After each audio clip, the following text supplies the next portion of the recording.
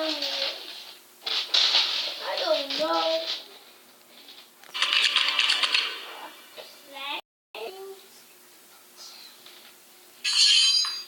Welcome back to Crystal Clear on the Round Table. I'm Oshrik Fox, and I want to spend a few more episodes exploring White Pearl.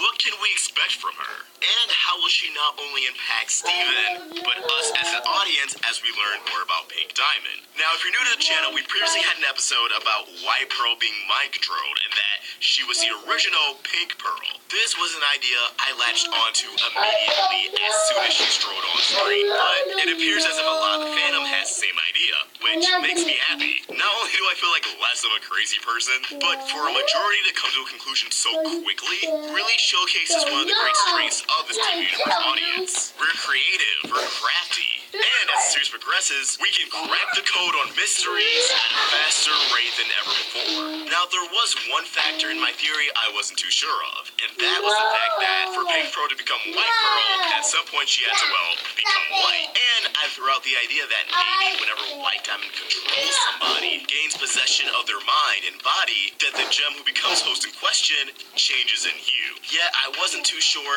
and not too confident in that one sole factor. Yet something quite a bit of people have pointed out in the comments ever since then has got me thinking. Something that I feel could be a more likely scenario. Should White Pearl be the original Pink Pearl, perhaps her change in hue was due to resurrection. That at some point, Pink Pearl was broken beyond belief, maybe even shattered. So White Diamond revived her, renewing life into the Pearl, but at the cost of losing all color, and subsequently falling prey to White Diamond's mind control. Now, I don't believe White Diamond resurrecting a gem would immediately instate them under her control. Yet at the same time, the rules to a White Diamond resurrection or a gem resurrection may be different than a Pink Diamond organic resurrection.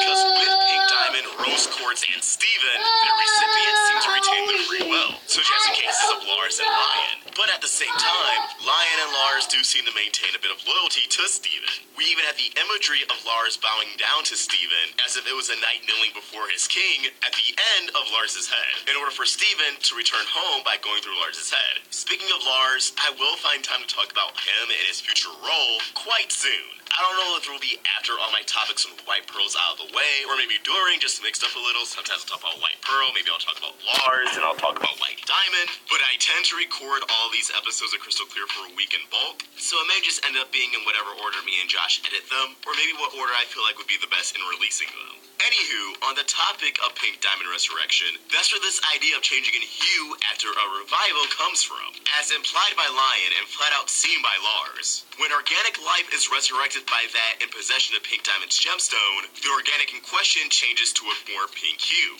Their skin, their hair, and maybe even their eyes if Lion and Lars had more than just black dots for pupils, lacking irises. And as we see for White Pearl, her eyes are a dark gray. Something else we can take from Lars' resurrection, infer and apply to White Pearl, is Lars' scar. When Lars was killed on Homeworld, he was caught in an explosion, had his head slammed against the wall, and his lifeless corpse fell to the ground. Now his hair covered his right eye, which assumably is where his head split open from the debris of the Robinoid. But after Steven revived him, Lars from there on out donned a dark pink scar. When we look at White Pearl, she's clearly missing an eye. The outline of said eye, accompanied with a cracked pattern, seems to be permanently scarred on her face. If these things line up, then perhaps White Pearl, at the time of her original demise as Pink Pearl, suffered enormous damage to the head. And when White Diamond revived her, she was unable to recover that eye. But just like Lars' scar, White Pearl's scars were left intact, serving as a permanent reminder of what happened to her in her past life.